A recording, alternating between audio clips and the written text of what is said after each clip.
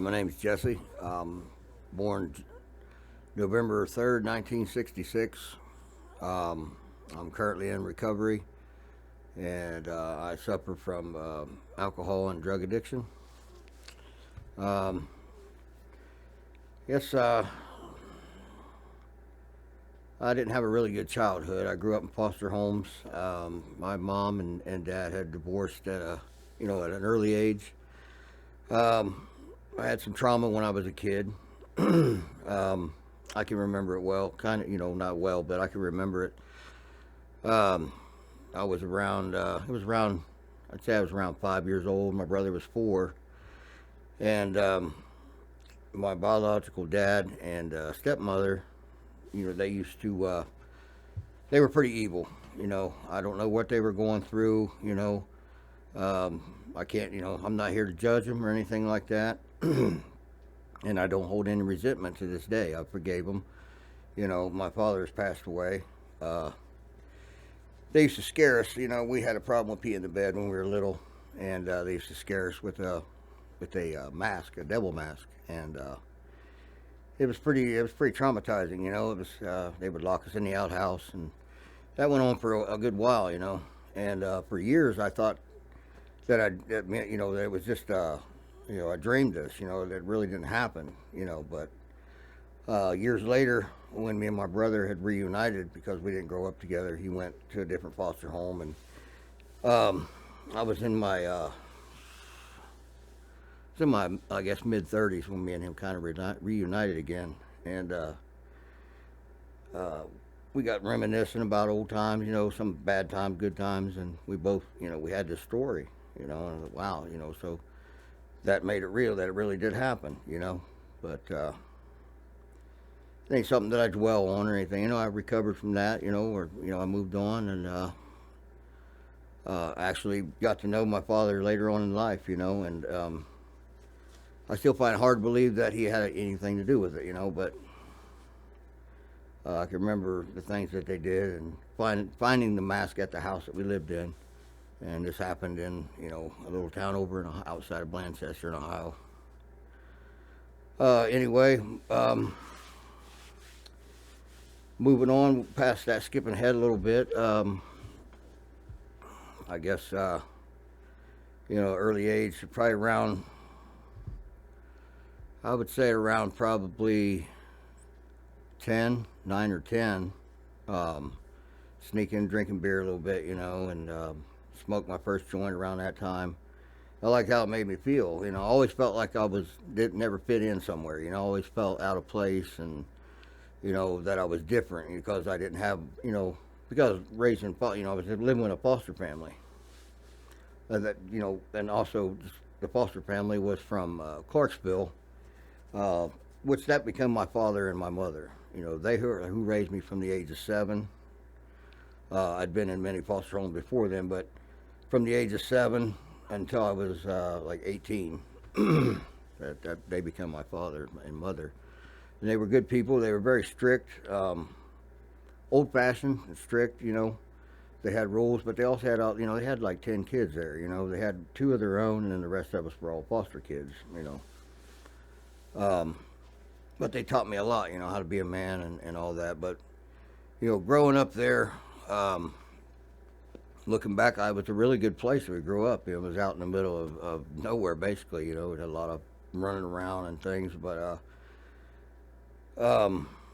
anyway, getting back to drinking and stuff, I smoked my first joint around 10, 9 or 10, and I like how it made me feel. And it helped me fit in with a certain kind of people. I felt accepted. And just tried a few times, and it got to where, as the older I got, I started doing more, drinking more, smoking pot on a daily, and drinking every now and then, but smoking pot on a daily. And I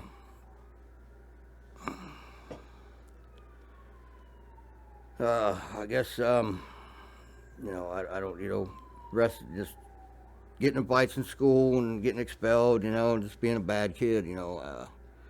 My foster parents would, discipline me for that, like it normal, like it should be.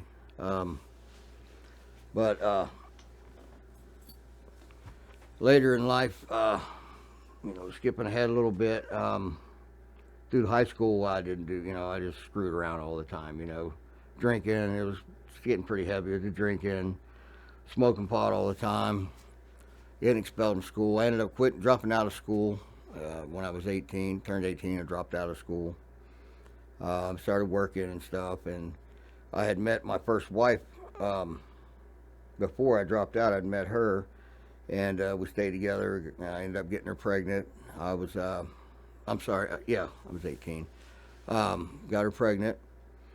Um, had moved from Clarksville to Jeffersonville, where she was from, and we ended up getting married. Had our first son in 1985, and got married and started having a life. I gave up the drinking and the smoking pot. I just once in a while I drink a little bit. But it wasn't something that I didn't have to have. And I think for the first time in my life I was happy. Because I had a family that I always wanted. I was something that was missing in my life. So I finally had a family that I helped create. And I swore I would never be, that I would always be with my wife, and my kids. I was always going to be there for them. And then she ended up. Anyway, she got pregnant again, like a year later, and I had a little girl, which and family life was going pretty good still. I had a good job. I was working in a factory and making pretty good money, and to me it was like I had a normal life. A few years go by. I'd say around 5 or 6 years go by, maybe around 7, something. I met some people, different guys. Started hanging out with different guys. I'd fallen into a different crowd of people, and before I know it, I'm starting to drink a little bit, and then I'm starting. It was just on the weekends. Then it become like an everyday thing, or my drinking got pretty heavy there for a while, and I'd slipping around, here and there, smoking pot, and eventually, which led to changing shifts. Working night shifts, so I was kind of pulling myself away from my family then. In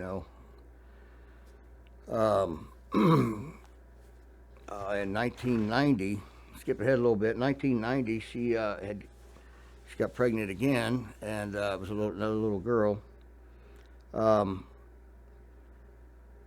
We we never really had a DNA test done or anything, but I'm not her biological father. But that doesn't matter to me. I mean, I raised her from a baby, and she is my daughter. I love her just as much as I do my other two. There's no any significance in that or anything. But we ended up getting a divorce though. Well, we separated for a while, and we were separated for about a year or so. And a tragic thing happened in her family. When we got back together, tried it again, for a little while, and it just didn't work because I was done. Like I guess because I got a taste of living like I'm single or something. Wasn't being responsible, like I should have been. And we ended up getting a divorce, and let's see. I don't know. Some years went by, and my partying got pretty heavy. I'd hanging out with the wrong people. That people I thought were my friends. Just drinking all the time, and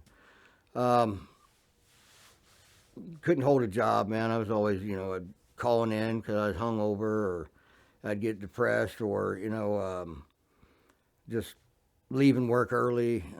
My drinking got to where skipping ahead of a few years, like in 2002, I had started a job, and was doing pretty good. I actually ended up getting custody of my kids,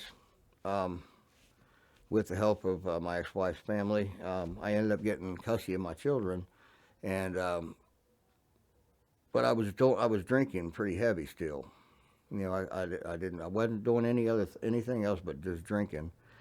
I ended up in an accident at work and went to the hospital, and I had broke my knee.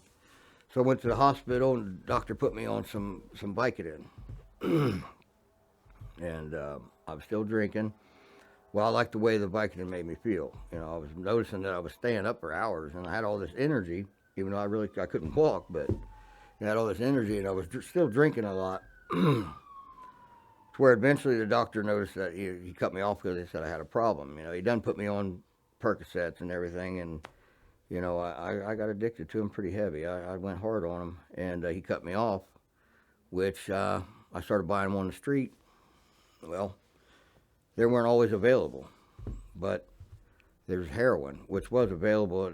Wherever I'd go, there was always heroin, and I eventually started doing that, and that was when things took a turn for the worse. I mean, it took me down a dark path for a very long time. Within a very short time, I lost everything that I had built up, including the most important thing to me, which was my kids and my family.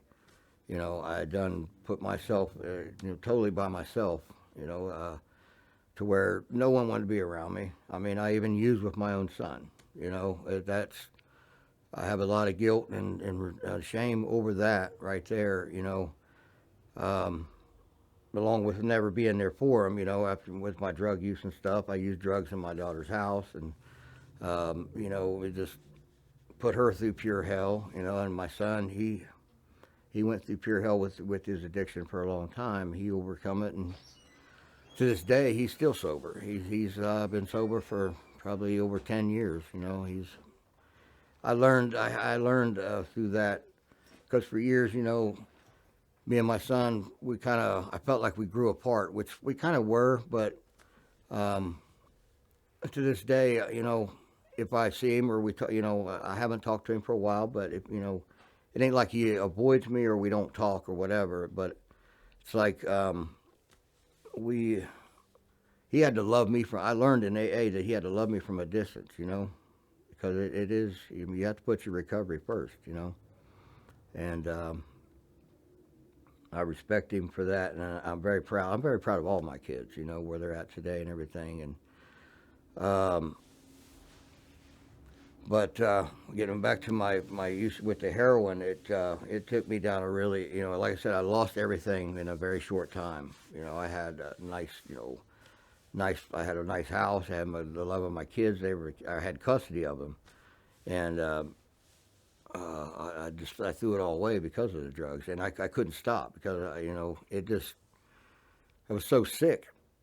I mean, the only thing that mattered to me back then, nothing else. I was just numb inside. I had no feelings. I had no love. I had nothing. The only love I had the only thing I had love for was the dope, and I chased it, constantly. I committed my first felony because of it. Just to feed my addiction. I'd do anything for it, man. It like I said, it took me down a very, very dark path for a very long time, and the felony that I committed, they ended up putting me in a program for 6 months, and thank God they did, because I probably wouldn't be here today. With that, it got me to kick that habit, that problem, I never touched it again after that, but. I got out, and I was on a Vivitrol shot for a while, but I started drinking again, and was drinking pretty heavy. It was for a little over a year, and somebody had come around. It was on a New Year's Eve. Somebody had come around New Year's Eve party and had some crack, and it's the first time I had tried crack, and this was around 2015, and from there, it ended up going doing meth, and I did that. I started doing meth around 2016, 2016, up until about 6 months ago, and I thought that, doing meth, it gave me energy, I wasn't nodding out. I could keep a job, somewhat, and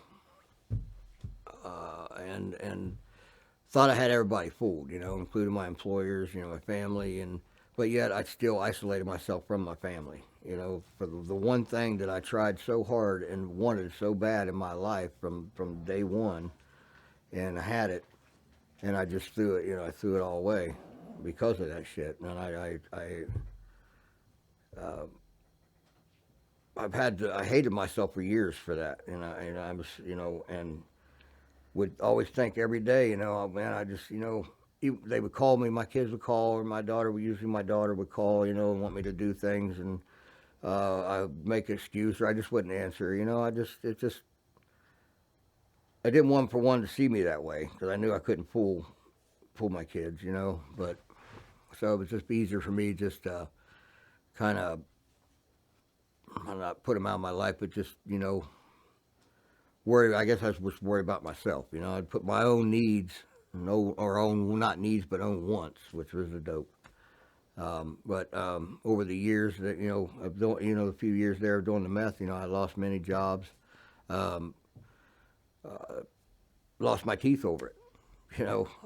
Which I always had nice teeth, and I always try to take care of myself, my hygiene and everything, and doing the meth. Just didn't care anymore. It got to where I didn't care about having a job. I didn't care about being successful in life, or being a good father, or anything. It was just, again, it was about the drugs. Um, to where one day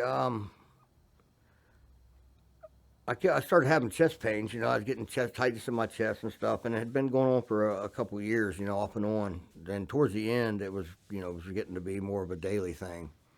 But I didn't stop doing the meth. I just kept doing it because I didn't care anymore. I thought, whatever. It's my time. It's my time. But um, thank God that God has another plan for me. And so He sent a couple of detectives out, and they said they had my DNA on a piece of plexiglass that a B&E had took place at.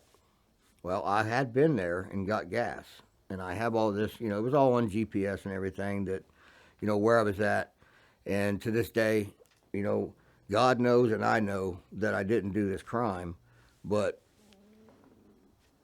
seeing how the system, everything works, and with my past criminal record, um, it was easier for me to take an easier way, which I took what they call it's an ILC, um, which allows me to be put on supervised probation for a certain amount of time, and I pay back restitution on this, and that'll be that'll be wiped off my record.